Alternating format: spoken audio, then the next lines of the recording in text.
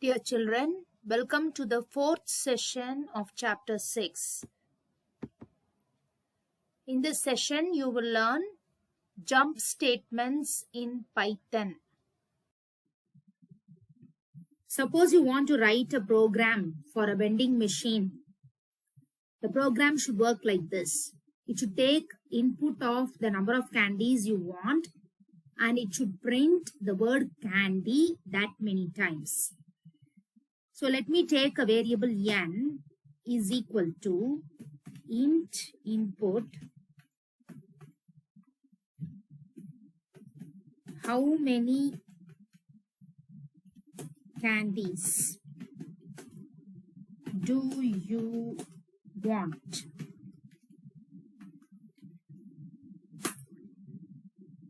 Now, after taking the input, you have to print candy that many times. So if you know already that if you want to do an action a number of times, multiple times, you have to use a loop.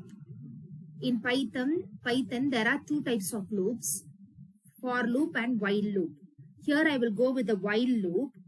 I will take counter variable I is equal to 1 while I less than or equal to n colon print, I will print the word candy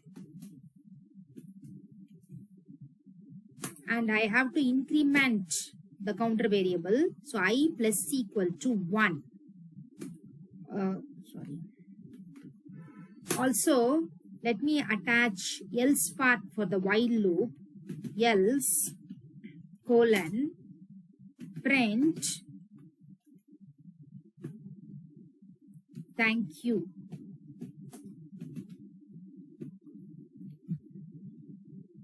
Okay, now let us check this. How many candies do you want? So if I give 5, input 5, so you can see candy is printed 5 times and also the else part is executed. So when the else part will execute, when the loop completes all the iterations. Okay, even I can add here in the print statement the counter variable also comma I.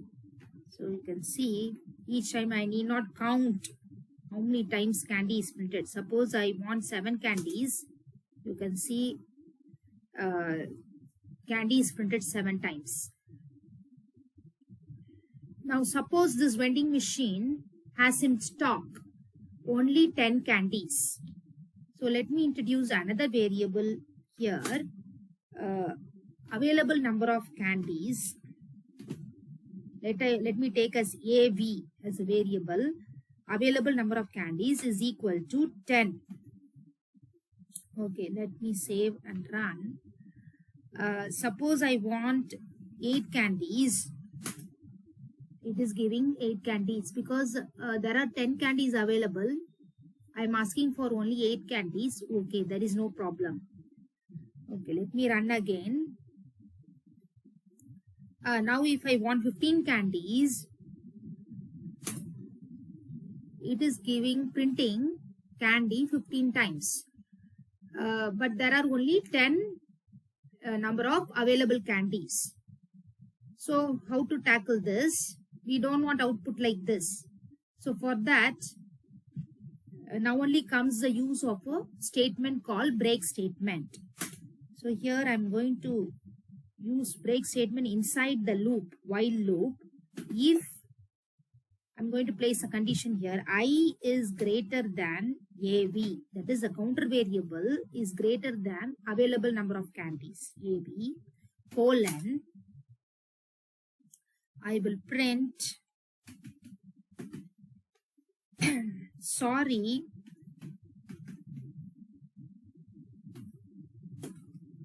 out of stock, and I will give the break statement here. Now let us check the output. So there are only 10 candies are available. Now I want 13 candies. So what will my program do? It will give out the 10 candies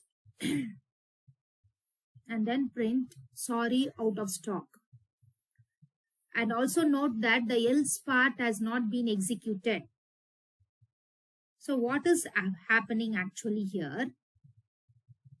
This break statement, it brings the control out of the loop. So here the test is true. The test condition I less than or equal to n, it is true. So you have learned that when will a loop terminate? Until the test condition is true. The loop will go on executing until the condition is true. So here the condition is true, but with the help of the break statement, we are bringing the control out of the loop. That is the use of break statement. So once again we will run. So there are 10 available candies. Suppose you want 8 candies, no problem. It will give you 8 candies and say thank you. But if you exceed the number of candies available, if you give 15 candies as the input, it will give out the 10 candies which are available and then say sorry, out of stock. So this is possible because of the break statement. So this example I have taken for you to understand break statement. But when you explain break statement in the theory exam, you no need to give this complicated example. We can go for a simple one. Suppose you want to write a program to print numbers 1 to 10. So easily we can do with the for loop. For I in range 1, 11, 1 colon print I. So this loop will print the numbers 1 to 10. Okay, now I will introduce a break statement here inside the loop. If I is equal to 6, if I is equal to 6, break. So what will happen when the counter variable reaches the value 6? The break statement will be encountered and the break statement will bring the control out of the loop. Okay, so look at the output. So 1, 2, 3, 4, 5, and after that the loop has stopped its execution. Actually, the loop should execute 10 times, do 10 iterations, but we have forcibly stopped the execution of the loop after 5 times, after 5 iterations, because this condition will be satisfied if I is equal to 6. That condition will be satisfied and the break statement will be executed. So if you give this simple example for theory exam, it is well and good, it is enough.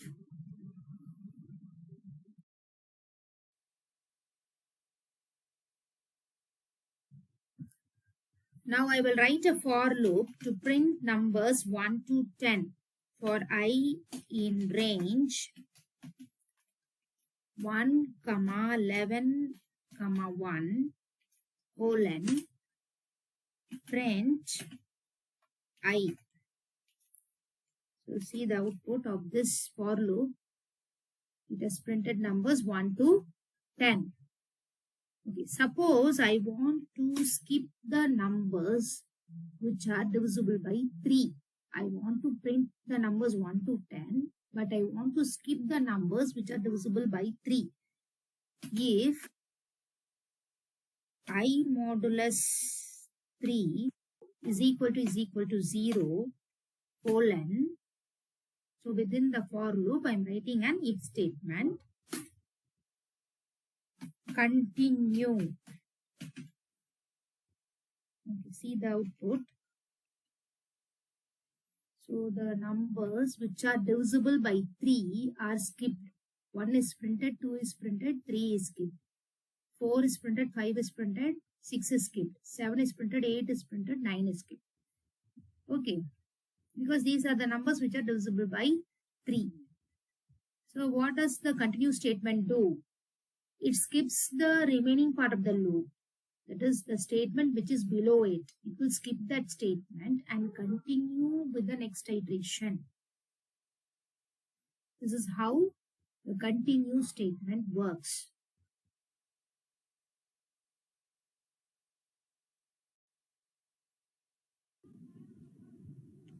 Next, we will see a statement called pass. For that, I will take a for loop to print the numbers 1 to 10. For I in range 1, 11, 1, and inside the loop, I will give a condition if I modulus 2 is equal to 0, colon. That is, when I is even, I modulus 2 is equal to 0, means I am checking whether the counter variable is even. If it is even, I say pass. Else, colon, I will print I. So look at the output.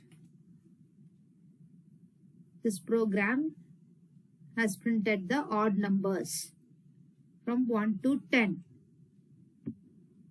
So what did the pass statement do? It didn't do anything. That is the meaning. Pass means do nothing.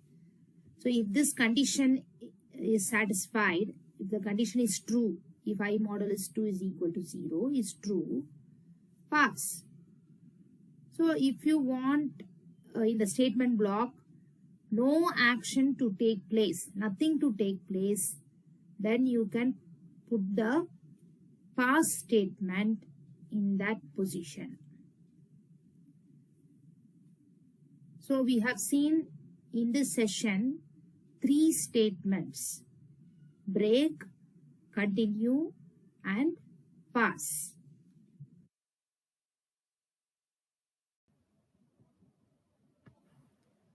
These 3 statements are called jump statements. Once again, we will review the difference between break and continue. Break statement brings the control out of the loop. Continue statement skips the remaining part of the loop and continues the next iteration. Example for break statement. For I in range 1, 11, 1, colon, if I is equal to 6, colon, break. Then come to the outer indent, straight to the if statement, print I. This for loop will give the output 1, 2, 3, 4, 5. Because when the counter variable I becomes 6, the condition is true, I is equal to 6 is true, and the break statement is executed, the control will come out of the loop. Example for continue statement. For I in range 1, 11, 1, colon, if I modulus 3 is equal to 0, colon. So here I am checking if the counter variable is divisible by 3. I give continue, and in the outer indent, that is straight to the if statement, print I. So here the output will be 1, 2, 4, 5, 7, 8, 10. because whenever I is divisible by 3, continue statement takes place.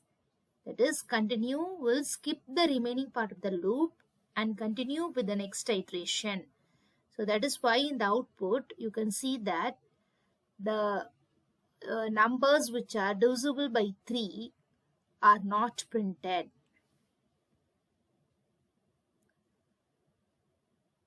That's all in this session. Thank you, children.